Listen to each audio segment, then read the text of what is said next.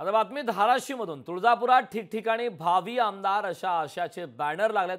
राष्ट्रवादी शरद पवार पक्षाचे नेते अशोक जगदाळेंचे बॅनरवर भावी आमदार असा उल्लेख करण्यात आला। काही दिवसांपूर्वी भाजप नेते देवानंद रोचकर यांचेही बॅनर झळकलेत।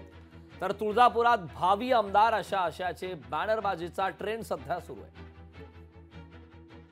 विधानसभेला इच्छुक उमेदवार पण आहेत सध्या, आणि आम्ही सर्वजण मिळून अशोक भाऊचं तिकीट तर आणण्यासाठी सगळेजण प्रयत्न करणारच आहे, परंतु निवडून आणण्यासाठी सुद्धा प्रयत्न करणारे भावी आमदार।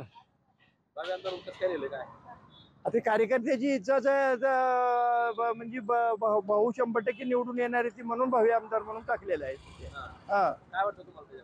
नाही, काय नाही, चांगलं वाटतंय। येणाऱ्या काळात भाऊशिवाय सक्षम उमेदवार नाही, आणि निस्वार्थीने निवडून आल्यावर शेतकऱ्याचं जनतेचं 5 वर्षात जनता सुखी होण्यासाठी होणारं आम्हाला भविष्य दिसलं, म्हणून भाऊच्या पाठीशी आम्ही सगळे।